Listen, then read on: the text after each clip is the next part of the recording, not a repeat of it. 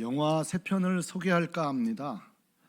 모두 다 전쟁 영화인데요. 한산, 명랑, 노량 영화입니다. 이게 사실 다 누구와 연관된 영화죠?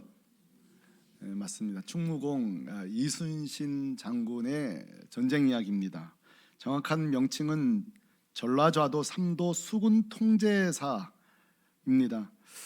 저 세 영화가 우리에게 인기가 있고 전 세계적으로 유명한 이유가 있습니다. 그것은 바로 세 번의 전투가 모두 우리가 잘 아는 것처럼 다윗과 골리앗의 싸움이었습니다. 한마디로 조선 수군들은 매우 작았고 왜군들은 전함을 가진 절대 다수의 부대였습니다. 기록에 의하면 한산대처 때는 조선의 판옥선이 58척, 왜군은 73척, 명량해전은 13척, 왜군은 233척. 죄송합니다. 노량해전은 조선과 명나라가 합쳐서 100척, 왜군은 500척이 됩니다. 그런데 거의 다 왜군들의 전함이 섬멸당하게 됩니다. 자, 어떻게 이것이 가능했을까? 제가 오늘 우리의 기록을 찾아오지 않고 이 역사적 사건을 일본에서 묘사한 기록이 있습니다. 일본인과 이순신이라는 책이 있는데요. 여기 보면 오가사와라 나가나리라는 해군 준장이 이 역사적 사건을 가지고 일본 해군들에게 교육시킬 때 쓰는 문장입니다. 이렇게 말했다고 합니다. 일본은 모든 것을 다 가졌지만 조선에는 뛰어난 전략가 누구요? 이순신이 있었다. 전 그 다음 문장이 멋있어요. 뭐라고요? 그것으로 끝이었다.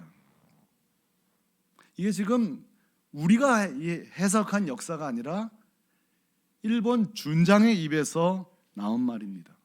이것은 역사적으로 사실입니다. 우리가 잘 아는 것처럼 한산대첩에는 학의 모양으로 이렇게 진을 친 학익직 전법이 있었고, 명량대전에서는 그 진도와 해남 사이에 그 얇은 율목동 거기 좁은 그 물살이 하루에 6번 바뀌는 것들을 보면서 일자진 전략을 쳤고, 노량대전은 위장과 매복 전략을 가지고 이긴 거예요. 그러니까 절대 다수 앞에 싸울 병력도 적지만 전략으로 이긴 거예요. 이순신 장군은 적군들이 언제 출병을 할런지, 어디서 출병을 할런지 손바닥 보듯 간파하고 있었던 거예요. 그야말로 전략가죠. 저는 이 충무공 이순신의 이 싸움과 그 일본 해군 준장의 표현을 보다가 떠오른 말씀이 있었습니다. 그것은 바로 베드로전서 5장 8절 9절 말씀입니다. 제가 읽겠습니다. 근신하라, 깨어라, 너희 대적 마귀가 우는 사자같이 두루 다니며 삼킬 자를 찾나니 너희는 믿음을 굳건하게 하여 그를 대적하라. 베드로 사도는 우리의 인생도 똑같이 전쟁이라는 거예요. 근데 여기 뭐라고 하는 거 아니? 한번 따라해 보실래요? 근신하라, 깨어라. 이 단어의 원어의 뜻을 이렇게 싹 살펴보니까 마귀의 공격을 신중하고 어떻게 대비하라고요? 전략적으로 대비하라는 거예요. 마치 이순신처럼 이 마귀의 공격이 어디서 시작됐는지, 우리의 믿음이 어디서 떨어지는지 전략을 세우라는 거예요. 왜냐하면 세상도 만만치 않기 때문에. 여러분, 세상은 항상 우리 젊은이들, 우리 성도들을 향해서 계속 우리를 유혹합니다. 하나님 없이 열심히 살아라. 하나님 없이 열심히 사업해라. 하나님 없이 열심히 공부해라. 하나님 없이 열심히 가정을 세워라. 세상은 하여간 하나님 없이 살라고 합니다. 또 그럴 수 있다고 말합니다. 성령 없이도 얼마나 살 수 있다고 말합니다. 성도 여러분, 한번 점검해 보세요. 자기 자신을. 오늘 이 말씀 들으려고 이 예배에 나로 참여했구나. 요즘 내가 정말 하나님 없이 열심히 살고 있진 않나. 뭔가 열심히 준비하는데 요즘 너무 성령 없이 살았어. 너무 기도 없이 산 거 아니야? 자, 오늘 우리 귀 있는 자는 주님의 이 음성을 들을 수 있기를 바랍니다. 저도 이런 적이 있습니다. 저도 열심히 제 진로를 열려고 막 애쓰는데 혼자 열릴 뿐이지 하나님과는 제가 점점 멀어지는 거예요. 그러니까 제 마음에 평안이 없어요. 불안해요. 내 힘으로만 바둥바둥 거리는 그 새벽이었습니다. 제가 이제 새벽기도 나갈 때 그날은 이제 다른 목사님이 인도하시는 날인데 그 목사님이 말씀 전하기 전에 찬송을 부르시는데 우리 다 같이 292장 찬송합시다 그러시더라고요. 그리고 찬송을 부르는데 가사가 그랬습니다. 주 없이 살 수 없네 나 혼자 못서리 힘없고 부족하여 지혜도 없도다. 그리고 이제 후렴 불러야 되는데 제가 딴청을 피운 거예요. 그냥 딴청을 피운 게 아니라 저 딱 첫 소절을 부르나 주님이 그러는 것 같아요. 이 목사 네 모습 아니냐? 지금 너의 모습 아니냐? 힘도 없고 지혜도 없고 앞에 헬들을 태산 같은데 지금 너는 주 없이 살고 있지 않냐? 오늘 너에게 필요한 이 용어가 이거 아니냐? 주 없이 살 수 없네 나 혼자 못서리. 그 다음 구절은 더 좋아요. 주 없이 살 수 없네 내 주는 아신다. 주님이 내 형편을 다 아신다는 거예요. 할렐루야. 자, 오늘 이 아침에 사실 내 아픔을 누가 알겠어요? 내 질병의 고통을 누가 알겠어요? 여러분의 가정 형편을 누가 알겠어요? 그러나 오늘 이 찬송 가사 보세요. 주 없이 살 수 없네 내 주는 아신다. 내 영의 깊은 간구 마음의 소원을 주밖에 나의 마음 네 알아주리요. 내 마음 위로하사 평온케 하시네. 제가 아까 뭐라 그랬죠? 평온이 없었다 그랬잖아요. 마음에 기쁨이 없었다 그랬죠. 저 찬송을 부르는 가운데 주님이 이게 너의 모습이다. 사랑하는 성도 여러분 보세요. 세상 사람은 누군지 아세요? 주 없이 살 수 있네 이 고백을 하는 사람이 세상 사람이에요. 그렇다면 성도는 누군지 아세요? 따라 하십시다. 주 없이 살 수 없네. 주 없이 살 수 없네. 이게 그리스도인이에요. 이게 참 성도예요. 자, 새물교회 우리 성도 여러분, 여러분들은 어떻게 살고 있습니까? 우리 새물교회 성도들은 주 없이 하나님 없이 살다가 문제가 꽝 터져서야 그제서야 다시 돌아오는 신앙 되지 말고 문제가 있든 없든 주님 나는 큰 일부터 작은 일까지 내 아이 키우는 거, 우리 아이가 새 학기를 맞이하는 거, 내가 새 사업을 시작하는 거, 난 주 없이 이거 한 발자국 못 갑니다. 주님 나는 주 없이 살 수 없습니다. 여러분 고백하는 여러분 되시기를 축복합니다. 그런 의미에서 여러분 우리가 요즘 보고 있는 신명기는 너무 귀하고도 귀한 말씀이에요. 왜냐하면 이스라엘 백성들은 계속 주 없이 살려고 그러거든요. 하나님 없이 살려고 그러거든요. 근데 하나님께서 고만히 보니까 저런 상태로서는 가나안 땅 들어가 봐야 거기는 지금 이방 우상들이 수두룩박득한데 어떻게 살겠냔 말이에요. 그러니까 신명기 말씀이 뭐냐면 어떻게 해서든지 이스라엘 백성들, 이 내 백성들이 어떻게 하면 좀 하나님 붙잡고 살게 할까? 어떻게 하면 좀 하나님 의지하고 살게 할까? 정말 찬송가 292장처럼 주 없이 살 수 없는 어떻게 하면 이 고백하게 만들까 하는 아주 촘촘하고도 치밀한 영적 전략책이 바로 신명기서예요. 정말 이럴 정도 이렇게 좀 이렇게 세밀할 필요가 있을까 할 정도로 우리 하나님이 어떻게 예배해야 되는지, 어떻게 기도해야 되는지, 절기 때는 어떻게 함께 번제를 드려야 되는지 세밀하고도 세밀하게 쓰고 있는 이유는 세상의 죄악이 너무 촘촘하게 우리에게 다가오기 때문이에요.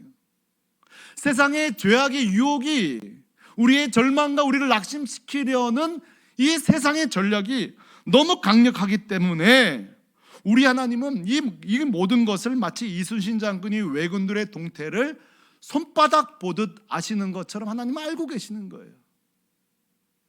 저 이방 땅 들어가서 저들이 저렇게 살게 될 텐데 하면서 전략을 짜듯 말씀을 주셨는데 오늘은 우리가 세 가지를 살펴볼 텐데 시간상 두 개만 보면 좋겠다 싶습니다. 자, 오늘 이 말씀에 저는 목표가 있습니다. 자, 우린 내일부터 또 하루를 시작할 것입니다. 이 사단 마귀도 야, 저놈들 또 한 주를 시작하는구나. 어떻게 이제 하나님 없이 살게 만들어야지, 예수 없이 살게 만들어야지 우리 다가올 텐데 우리는 오늘 이 말씀을 가지고 그래 내가 이렇게 살면 되겠구나 무장하는 시간 되기를 바랍니다. 첫 번째는 이것입니다. 한번 따라합시다. 말씀과 은혜를 기록하라. 이게 중요한 거예요. 자, 말씀을 잘 들으라고 하지 않냐고 제가 뭐라고 그랬죠? 말씀을 기록하라고 했습니다. 제 얘기가 아니고 오늘 2절과 3절에 이 말씀이 나오는데 제가 읽어보죠. 큰 돌들을 세우고, 예? 그리고 석회를 봐라. 이 석회는 글씨가 이렇게 도드라지도록 만드는 장치예요. 요단을 건넌 후에 이 율법의 모든 말씀을 그 위에 뭐 하라고요? 기록하라. 지금까지는 말씀을 잘 들으라고 했었거든요. 근데 이제 이 백성들 스스로가, 이제는 이 모세가 시내산에서 하나님이 써준 십계명을 가져오는 게 아니라 백성들이 큰 돌들을 구해다가 쓰라는 거예요. 자, 이게 십계명인지 신명기 전체인지 출애굽부터 광야까지의 모든 사건인지 모르겠으나 어쨌든 간에 스스로 말씀을 기록하는 거예요. 자, 이 기록된 말씀의 목적이 있습니다. 3절 하반절에 보면 이렇게 나와요. 그리하면 하면서 나오는데 다 같이 읽어봐요. 시작. 그리하면 내 하나님 여호와께서 내게 주시는 땅, 곧 젖과 꿀이 흐르는 땅에 내가 들어가기를 내 조상들의 하나님 여호와께서 내게 말씀하신 대로 하리라. 아멘. 자, 하나님의 전략은 이것입니다. 조금 있으면 모세 죽는다. 그래도 괜찮아. 너희들이 써놓은 말씀이 있잖아. 이제 곧 여호수아 죽는다. 괜찮아. 기록된 말씀이 있잖아. 자, 성도 여러분, 구전으로 전달되는 이야기나 동화나 모든 것들은 잊혀지는 거예요. 그렇죠? 그리고 우리 50대, 60대, 70대 되실수록 기억이 가물가물할 때 너무 낙심하지 마세요. 그러니까 다 정상이에요. 저도 요즘 예전에 성경 암송 이렇게 외우던 게 말씀은 외워지는데 이 주소를 못 찾겠어요. 몇 장 몇 절인지. 그러니까 암송 안 될 때 뭐 이렇게 좀 헷갈릴 때에 괜찮아요. 메모하시면 되는 거예요. 자, 이 기록된 말씀, 이 은혜를 적으라는 이유가 바로 여기에 있는 거예요. 계속 이 말씀이 보존되도록, 유지되도록 자녀들이 배울 수 있도록 잘 생각해 보세요. 우리는 하나님이 보이지 않는데 믿고 있어요. 자, 여기 다 하나님을 믿고 계세요. 여러분 아멘이시죠? 우리가 어떻게 믿게 되죠? 기록된 말씀 때문이에요. 자, 천지 만물이 창조될 때 보신 분 있어요? 근데 여러분 어떻게 아시죠? 창세기 기록된 말씀 때문이에요. 하나님이 우리를 사랑하신다는 것들을 우리는 몰랐어요. 그 나는 우리를 사랑하셔서 하나밖에 없는 아들을 주셨다는 것을 우리가 어떻게 알게 됐죠? 기록된 말씀 때문이에요. 우리가 예수, 나를 위해서 십자가 죽으시고 부활하신 예수를 믿는 자에게 죄사함의 은총과 의롭다 칭하심을 준다는 걸 우리가 어떻게 알게 되었죠? 기록된 말씀이에요. 우리에게 전달해준 할아버지도 돌아가시고 어머니도 돌아가시고 목회자도 돌아가시고 다 사라질지라도 우리가 어떻게 믿고 있죠? 기록된 말씀이에요. 자, 오늘 이 아침 우리에게 이 생명의 기록된 말씀을 주신 우리 하나님을 찬송합니다. 우리 주님을 높입니다. 이게 놀라운 은혜예요. 그래서 여러분 논리적으로 그래요. 고만이 여러분의 영적 침체가 언제 시작되는가 잘 살펴보면 말씀에서 멀어질 때, 이 말씀으로부터 나와 거리가 멀어질 때. 반대로 내 신앙이 회복될 때가 언제인지 아세요? 말씀이랑 게 가까워질 때. 여러분 말씀이랑 멀어지면요, 예배도 멀어지고요, 기도도 멀어지고요, 공동체도 멀어지고요, 모든 소중했던 원칙들이 다 멀어져요. 근데 여러분 말씀이랑 가까워지면 나를 향한 하나님 뜻을 알게 되는 순간에 그래, 예배 드려야지. 그래, 오늘도 내가 들어가 설거지 해야지, 봉사해야지. 설거지도 제자 훈련이다 이러면서 말이죠. 그래, 나만 예수 믿으면 되나? 내 아들도 예수 믿어야지. 이게 어디서 시작되냐면 내 의지가, 말씀이 내 안에 이렇게 딱 들어오는 순간에 말씀이 우리를 움직이는 줄로 믿습니다. 이게 하나님의 전략이에요. 세대도 지나가고 사람도 지나가고 주의 종들도 사라질지라도 영원히 변함없이 존재하는 기록된 말씀이 또 오는 세대를 구원받게 하고 살리고 하나님의 사람으로 세우는 줄로 믿습니다. 그래서 여호수아 24장 보면 실제 요단강을 건넌 뒤에 큰 돌은 나중에 세웁니다만 또 길갈의 돌들을 12개를 세우라 그러는데 여기에도 똑같은 원칙이 들어있는 거예요. 여호수아 24장 3절에 보세요. 이 원칙, 이 하나님의 전략이 참 탁월해요. 제가 읽어보죠. 이는 땅의 모든 백성의 여호와의 손이 강하신 것을 알게 하며, 그 돌들이 목적이에요.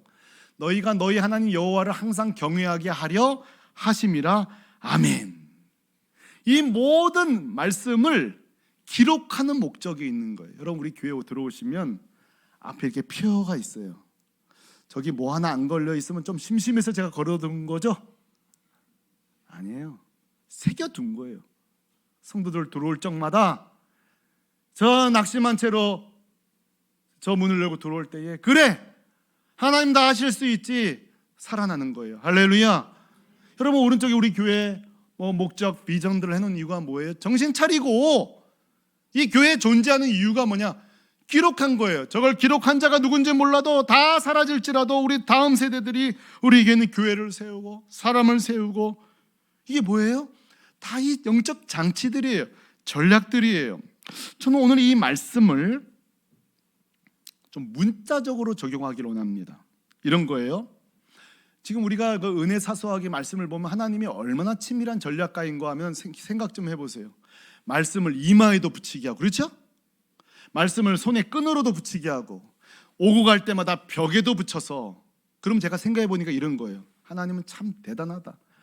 집에 들어와도 말씀을 볼 수밖에 없고, 오늘 말씀 보니 나가니까 또 큰 돌의 말씀이 써 있네. 그러니까 하나님의 전략이 뭐예요? 이 수많은 죄악 세상 속에서 좀 한 번이라도 더 그 말씀을 써놓은 말씀, 기록한 말씀을 눈으로 보게 하는 거예요. 자, 이제 이걸 우리가 문자적으로 한번 우리 가정에 적용해 보겠습니다. 여러분의 가정, 또 저의 가정, 우리 교회가 한번 이 운동을 펼쳤으면 좋겠습니다. 자, 이번 주, 이번 달, 올해 은혜를 주셨어요. 그 은혜는 죄송하지만 금방 사라집니다. 금방 사라집니다. 여러분, 그거 알죠? 하나님 앞에 받은 은혜는 금방 사라지고요, 하나님의 섭섭함은요 몇 년 갑니다. 그래 안 그래요? 받은 은혜는, 받은 복은 금방 사라져. 근데 하나님 속상한 거, 하나님 정말 이르실 수 있어, 속 섭섭한 거는 꽉꽉 이게 돌에 새겨져. 오히려 우린 반대예요. 그러니까 우리가 이 역으로 가야 되는 거예요. 그래서 여러분에게 이렇게 제안하고 싶어요. 한번 여러분 말씀을 한번 손으로 써보시기 바랍니다. 손으로 써야 돼요.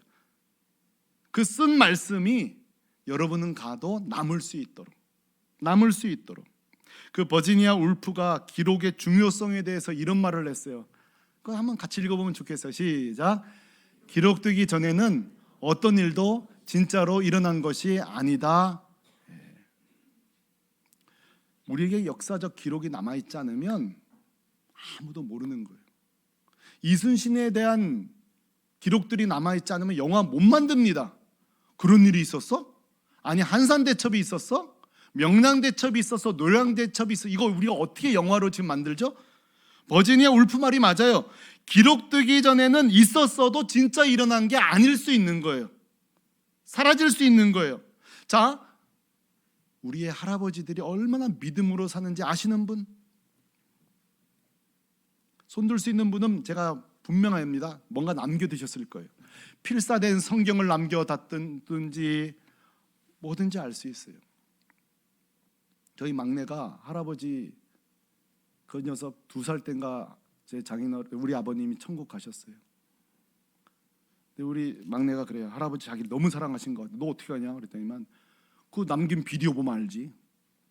저희 아버지가 돌아가시기 전에 우리 3남매 기도를 해놓고 돌아가셨거든요. 저희 아버지 항상 그런 분이 아닌데 핸드폰 켜서 녹음하라 그래서 큰딸 기도해주고, 둘째 손녀 기도해주고, 막내 그거 보고 자기가 아는 거예요.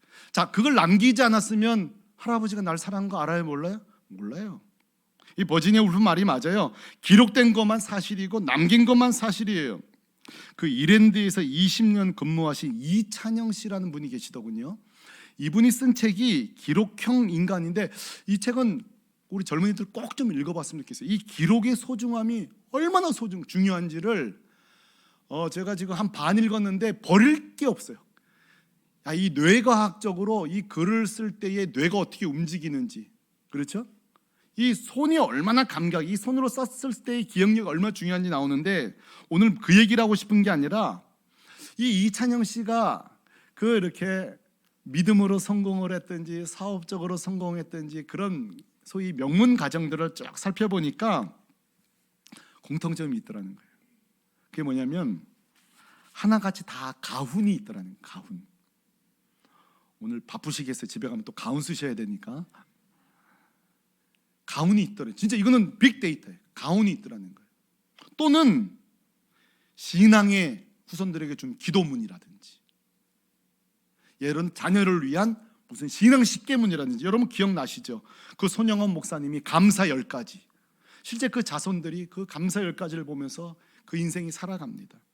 록펠러가 그 자녀 십계명, 제일 앞자리에서 예배드리거나 오른 주머니에는 가난한 자를 항상 도울 돈을 갖고 다니거라, 뭐 이런 십계명이라든지, 그 거창고등학교는 보니까 직업 선택 십계명이 있더군요. 이 학교를 3년 동안 매일 급훈을 보는 거예요. 월급이 적은 쪽으로 가거라, 내가 원하는 것이 아니라 나를 필요로 하는 것으로 가거라, 승진의 기회가 거의 없는 곳으로 가거라. 이상해지죠 여러분? 거의 아멘 안 되죠? 네.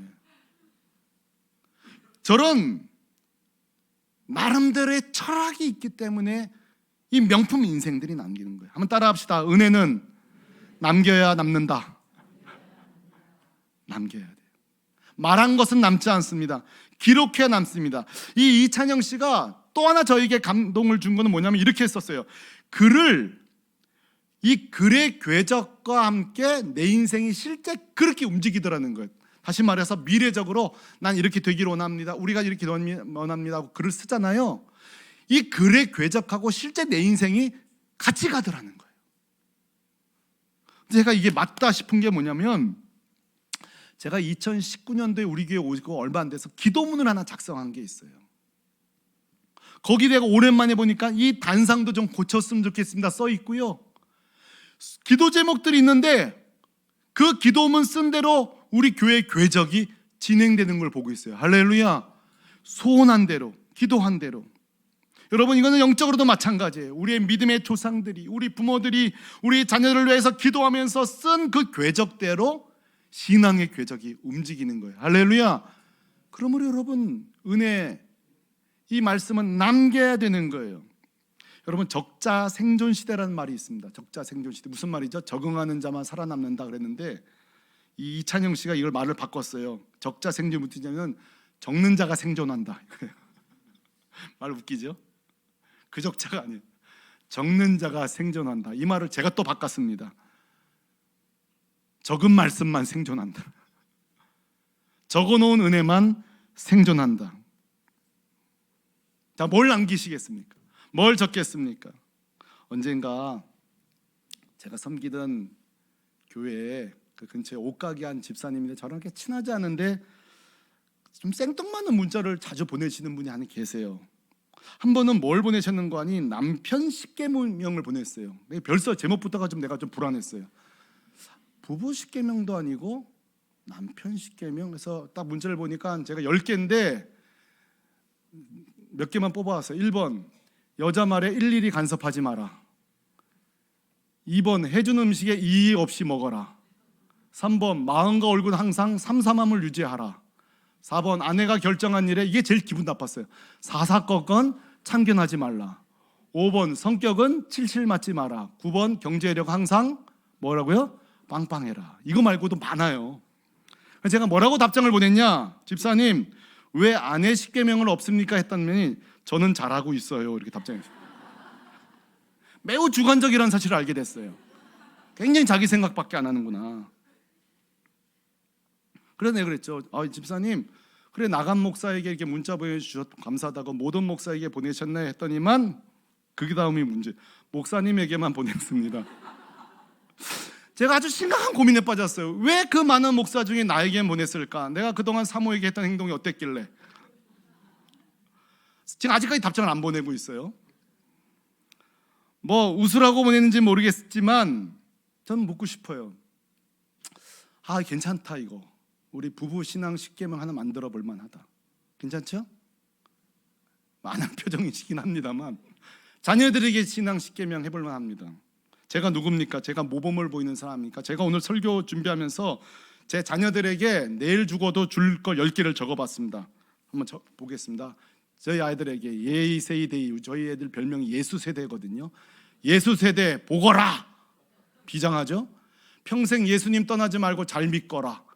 나는 비록 약하나 예수 권세 많음 잊지 말고 당당하게 뭐 피고 어깨 펴고 살거라.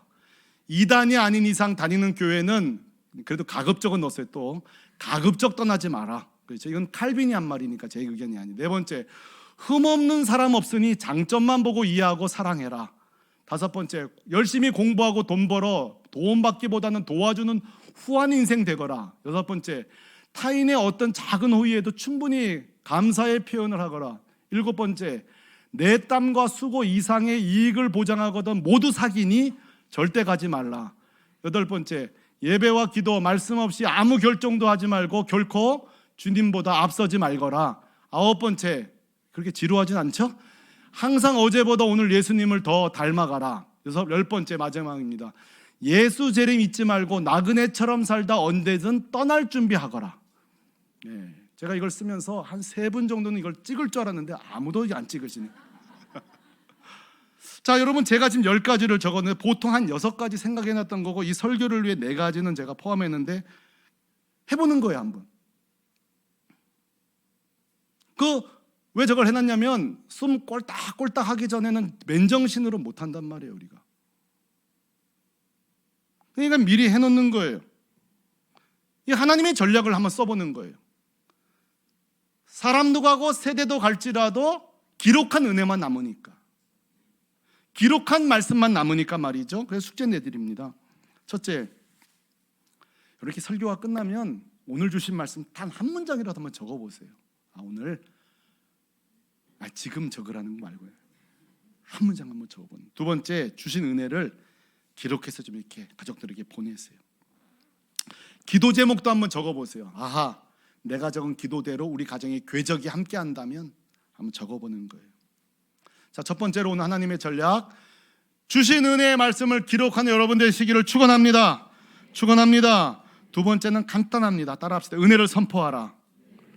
12절과 13절 오늘 읽지 않았습니다. 여기 말씀 보면 요약해서 말하면은 갑자기 지파를 6개, 6지파를 딱 가른 다음에 두 산에 올라가는 거예요. 가라는 거예요. 하나는 그림신산, 하나는 에발산에 올라가는 거예요. 감이 안 오니까 그림 보세요.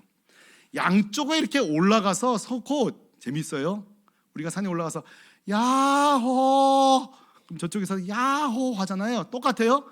그림신산에서 말씀을 선포하는 거예요. 축복의 말씀을.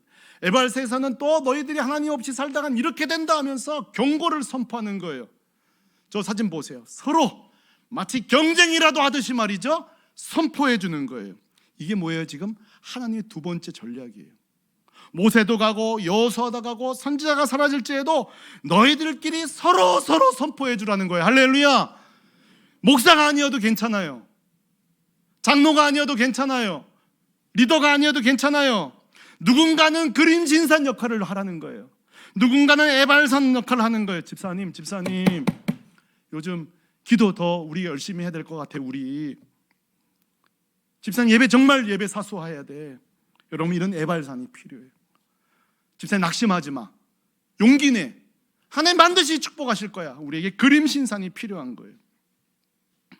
C.H. 다드라는 제가 좋아하는 신학자가 있습니다.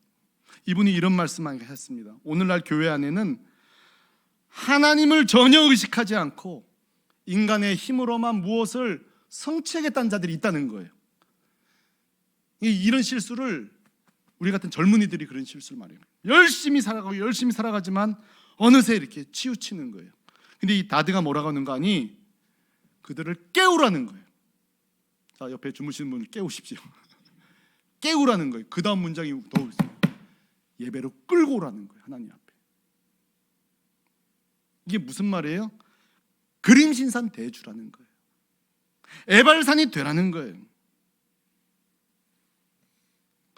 제 부친께서는 마지막 암투병하다가 천국 가셨습니다. 근데 재미있는 현상이 벌어진 게 뭐냐면 수많은 후배 목사님들이 저희 아버지 병문안으로 왔습니다. 교인들도 오고요. 근데 재미있는 묘한 장면이 뭐냐면 환자가 우리 아버지인데 다 우리 아버지한테 기도를 받고 가는 거예요. 기도해 주러 갔다가 기도 받고, 우리 아버지가 또 끝까지 예수 잘 믿으라고 축복해 달라고. 제 모습은 그래요. 끝까지. 그러면서 한 번은 제 후배가 목사님, 우리 교회 왔던 공승욱 목사가 목사님 꼭 아버님 저희 병문안 가고 싶더라는 거예요. 갔는데 간절히 기도했어요. 그 목사를 위해서. 나오면서 그래요. 목사님 내가 위로하러 갔다가 위로받았다고 그러는 거예요. 근데 오늘 말씀을 준비하다가 이런 생각이 들어요. 우리 아버지가 암에게는 졌는지 몰라도 그림신산에 당당하게 끝까지 서 계시다가 천국 갔구나. 우리 아버지가 그림신산으로 살다 가셨구나. 우리 아버지 대단한 목회 못했고 평생 25년 목회해도 100명 넘는 목회했지만 우리 아버지 괜찮다, 근사하게 목회하셨다. 결코 암에게 지지 않았구나. 여러분 혹시 여러분 가정에 어려움이 있고 질병 가운데 있을 때 오히려 그들을 위해서 당당하게 그림신산이 돼서 기도해주는 여러분 되시기를 바랍니다. 그런 해발산이 될 수 있기를 바랍니다. 오늘 하나님의 은혜를 사수하는 전략 2가지를 말했습니다. 적은 은혜만 남는다. 적자 생존. 말씀을 기록하고 은혜를 남기고 꼭 소개하시길 바랍니다. 그리고 항상 우리 샘터에서, 가정에서, 부부 사이에 서로 선포해주고 서로 축복해주고, 너 예수 잘 믿어야 돼. 우리 예수 떠나면 우리 공부고 사업이고 말짱 도루묵이다. 예수 앞에 똑바로 서자. 부부가 서로 얘기해주고 부모와 자녀가 서로 그렇게 얘기해주고. 그래서 우리가 주 앞에 섰을 때에 야 너 정말 한평생 예수로 충만하다 살다 왔구나, 칭찬받는 그런 교회, 그런 가정, 그런 한 분 한 분 되시기를 예수 그리스도의 이름으로 축원합니다. 축원합니다.